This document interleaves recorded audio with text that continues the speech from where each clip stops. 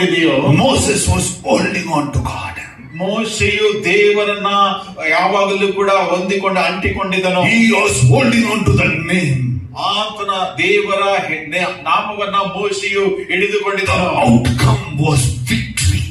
ಅದರ ಫಲವು ಏನಂತಂದ್ರೆ ಅದು ಜಯವಾಗಿತ್ತು. The outcome was miracles. ಅದರ ಫಲವು ಅಲ್ಲಿ ಕಾರ್ಯಗಳು. The outcome was angelic movements. ಅಲ್ಲಿನ ಒಂದು ಫಲಗಳು ಏನಂತಂದ್ರೆ ದೇವದೂತರುಗಳ ಒಂದು ಚಲನೆಗಳ. Outcome was sea was dividing before him. ಅದರ ಫಲವೇನಂತಂದ್ರೆ ಸಮುದ್ರವು ಎರಡು ಭಾಗವಾಗಿ ವಿಂಗಡಣೆ. Outcome was Pharaoh bowed before him. ಅದರ ಫಲವೇನಂತಂದ್ರೆ ಫರೋಹನನು ಮೋಶೆಯ ಮುಂದೆ ಅಡ್ಡ ಬಿದ್ದನು. Outcome was nations feared Moses anointed. ದೇಶವು ಮೋಶೆಯ ಅಭಿಷೇಕವನ್ನು ನೋಡಿ ಭಯಭರಿತರಾದರು. The same thing is happening right now. ಈ ದಿವಸದಲ್ಲಿಯೂ ಅದೇ ರೀತಿಯಾಗಿ ನಡೆಯುತ್ತಾ ಇದೆ. Everything which is unwanted in your life, God is going to cut them off.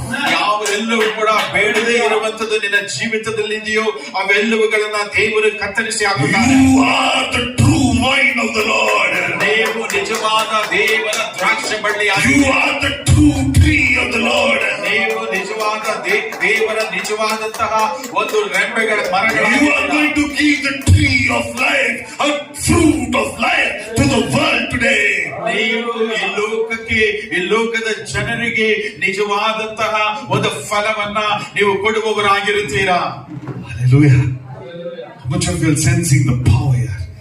ಯಾರೆಲ್ಲರೂ ಕೂಡ ಫಲವನ್ನ ಈ ಸಮಯದಲ್ಲಿ ಅನುಭವಿಸ್ತಾ ಇದ್ದೀರಾ? I don't know what you're saying, but I'm seeing an angelic movement here. ಇಲ್ಲಿ ದೇವದೂತರ ಚಲನೆಗಳನ್ನ ನಾನು ನೋಡುತ್ತಾ ಇದ್ದೇನೆ. His Holy Spirit is moving in a mighty way. ಪರಿಶುದ್ಧಾತ್ಮನ ಬಲವಾಗಿ ಈ ಸ್ಥಳದಲ್ಲಿ ಆತನು ಸಂಚರಿಸುತ್ತಾ Angels who ಇದ್ದಾನೆ. ministered Moses. ಯಾವ ದೇವದೂತರುಗಳು ಮೋಶೆಗೆ ಸೇವೆ ಮಾಡಿದರು. Angels who ministered Elijah, Elisha. ಎಲೀಷನಿಗೆ ಯಾವ ದೇವದೂತರುಗಳು ಸೇವೆ ಮಾಡಿದರು. The same power movement is happening right now. ಅದೇ ರೀತಿಯಾದಂತಹ ದೇವದೂತರ ಚಲನೆಯು ಈ ದಿವಸದಲ್ಲಿ ನಡೆಯುತ್ತಾ ಇದೆ. Everybody pray. Everything is going to be cut, destroyed, and be burned in that fire today. ಎಲ್ಲರೂ ಕೂಡ ಪ್ರಾರ್ಥಿಸಿರಿ. ಆ ಬೆಂಕಿಯಲ್ಲಿ ಈ ದಿವಸದಲ್ಲಿ ಬೇಡದೇ ಇರುವಂತ ಎಲ್ಲವೂ ಕೂಡ ಕತ್ತರಿಸಿ ಹಾಕಲ್ಪಟ್ಟು ಸುಟ್ಟು ಹಾಕಲ್ಪಡಬೇಕು.